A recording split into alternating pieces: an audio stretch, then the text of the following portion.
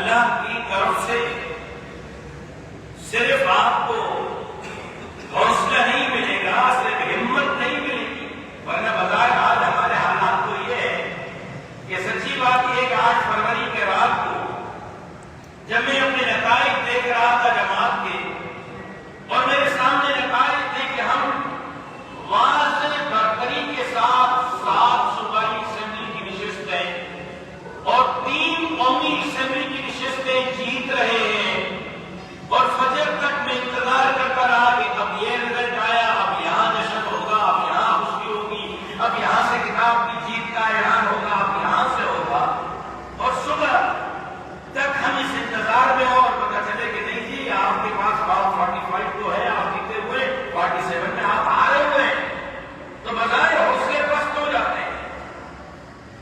بظاہر مجھے ایسے لگ رہا تھا کہ میں زمین پر بیٹھ گیا ہوں اور مجھ میں اٹھنے کی سکت نہیں ہے، کیونکہ میں چرواہا ہوں اس جماعت کا، اور اللہ واللہ پر گردن ملا سب کچھ میرے گلے میں تھا، لیکن پھر اللہ نے ہمت دی، حوصلہ دیا کہ ارے بھائی ایم ایل اے بنو نہ بنو باہر میں جائے، ایم پی اے بنو نہ بنو باہر میں جائے۔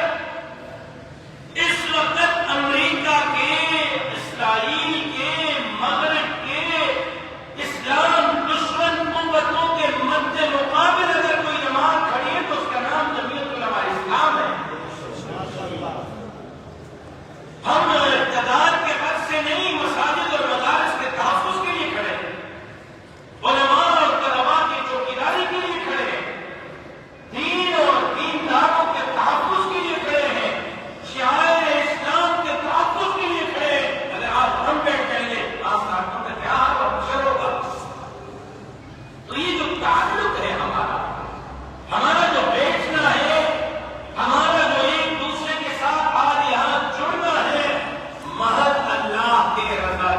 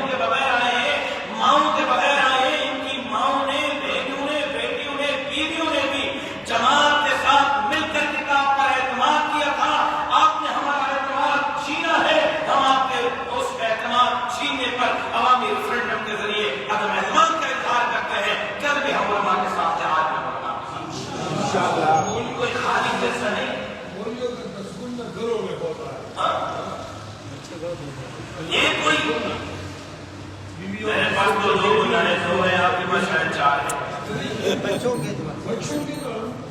بچوں کو ووٹ نہیں ہوتا درست.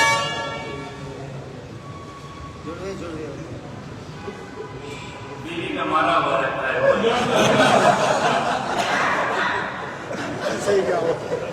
آپ کے آواز ہے مجھے بتا دیں کہ میرا کیسا یہی ہوتا ہے.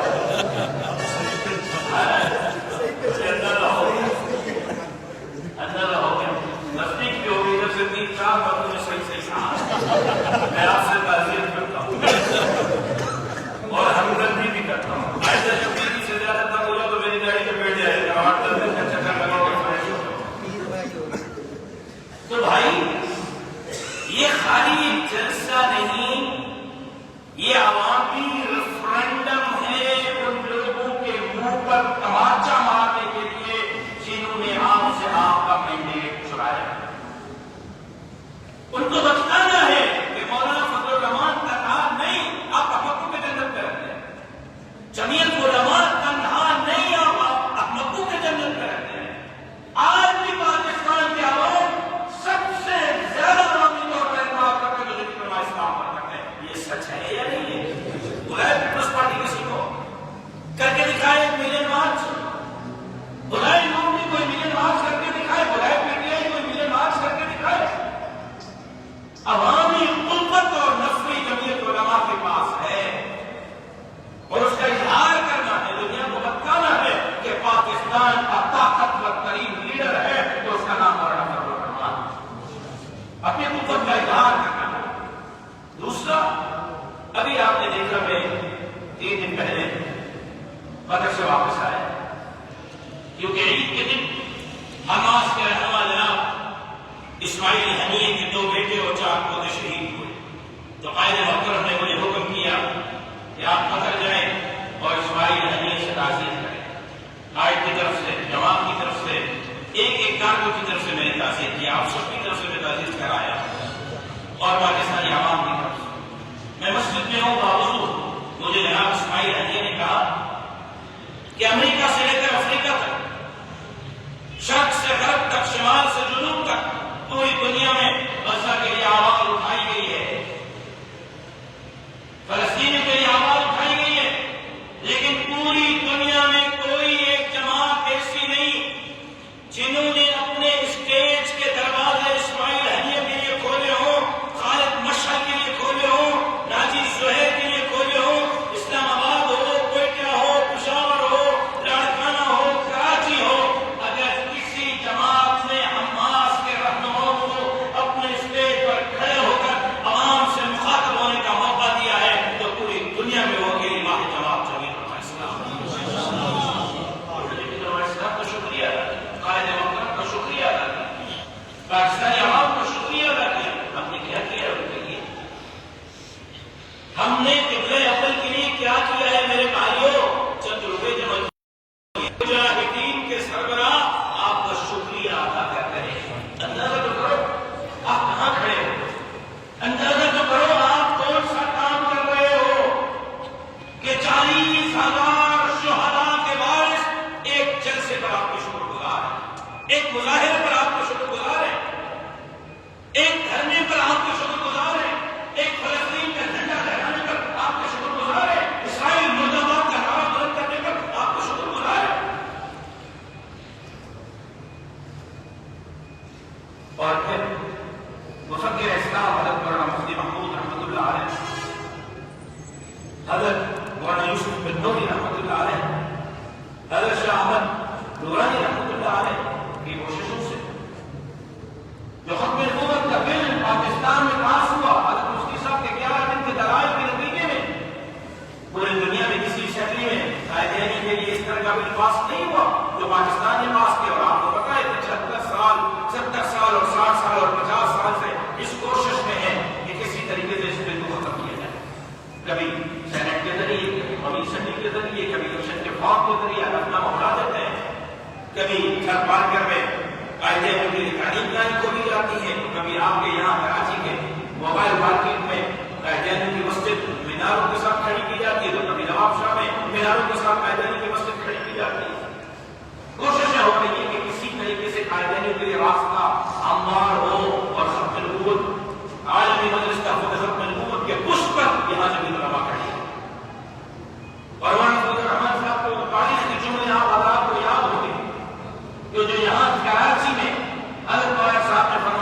اگر تم قوم کے سامنے قسم کھا کے آئے ہو تو میں روزہ رسول اطہر پر قسم کھا کے آیا ہوں کہ ختم نبوت کے قانون کی ذمہ داری ہے۔ آج کے سپریم کورٹ ایک عام سے کیس میں ایک قائدانی کوئی مصنف کوئی کتاب کوئی کیا تھا اس کے کیس میں غیر ضروری ختم نبوت کے قانون کو چھیڑنے کی کوشش کی، اس کی تشریح کی ہے اور قائدانیوں کے راستہ ہموار کرنے کی کوشش کی ہے۔ اور پھر سندھ کے حالات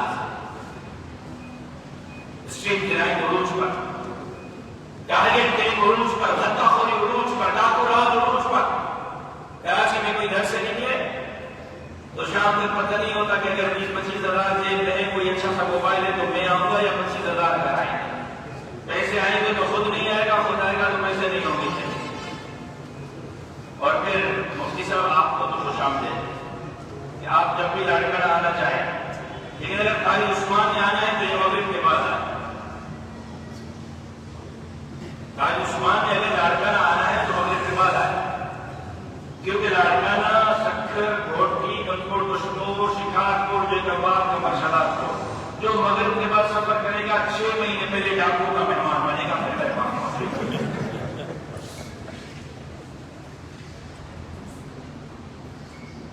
پھر حالت یہ حضرت کوئی ایک بچہ اٹھ جائے 1 گھنٹے کے لیے گم ہو جائے، ماں باپ کے دل پر کیا ہوگا؟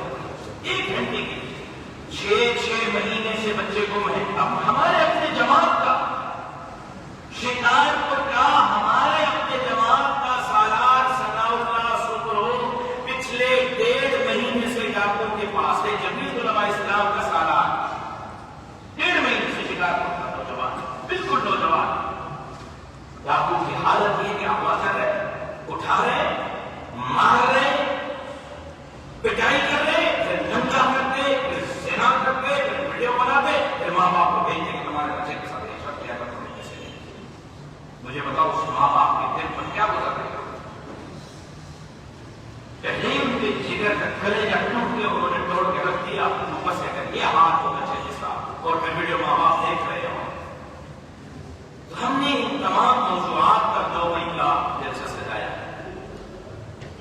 ہم نے ایک طرف عالمی قوتوں کو پیغام دینا ہے کہ تمہیں پاکستان میں اسلام دینا ہوگا، شریعت کا نظام دینا ہوگا، جمہوریت سے دیتے ہو تو بہت اچھا، ورنہ مشین میں مولانا صاحب نے پہاڑ پر چڑھنے کی بات کر دی، کر دی۔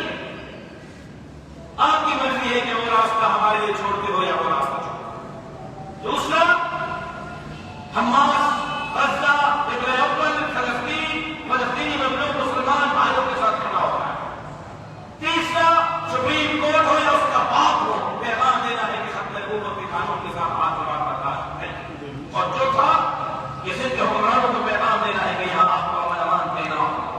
اسٹریٹ کرائم، ٹارگیٹ کلنگ، دھکا خوری، اغوا برائے تاوان کی وارداتیں ختم کرنی ہوگی، اور اگر نہیں تو پھر آپ کو عوام کے اوپر حق حاکمیت اور حکمرانی کا کوئی اختیار نہیں، صرف عوام آپ کو اپنے گلے سے پکڑے۔ یہ 4 ایجنڈے ہمارے 2 مئی کے جلسے۔ مجھے بتاؤ، آپ مسجد میں ہو، ذمہ دار ہو، یہ ایجنڈے ٹھیک ہیں یا غلط ہیں؟ بولو بھائی، یہ ٹھیک ہے یا غلط ہے؟ بتاؤ، بولو بھائی، ٹھیک ہے یا غلط ہے؟ ٹھیک ہے تو مولانا صاحب نے تو 15 رمضان کو اعلان کیا تھا کہ 2 مئی کو میں کراچی میں جلسہ کروں گا۔ ابھی بھی کافی یونٹوں نے کہا کہ ہم ابھی تک اجلاس نہیں کر سکے، تبھی تو بلاول صاحب نے کہا کہ مولانا صاحب کو کھانا بھی بھیجیں گے، کارٹون بھی بھیجیں گے، کیونکہ آپ کا ہاتھ دیکھا ہے نا انہوں نے کہ ابھی تک آپ سوئے ہوئے۔ شرم کا مقام نہیں ہے میرے لیے، شرم کا مقام نہیں میرے عہدیدار کے لیے، یونٹ کے امیر، تحصیل کے امیر، پی ایس کے امیر، ضلع کے امیر کے لیے، میرے لیے کہ پیپلز پارٹی کہتی ہے کہ مولانا فضل الرحمان کو ہم کراچی کے جلسے کو کامیاب کرنے کے لیے کارٹون بھیجیں گے، یہ شرم کا مقام ہے۔ لیکن میں نے ان کو کہا ہے کہ جمعیت علماء کے کارکن مولانا کے لیے کل بھی کافی تھے، آج بھی کافی ہے، اپنے کرایہ دار اور دہاڑی دار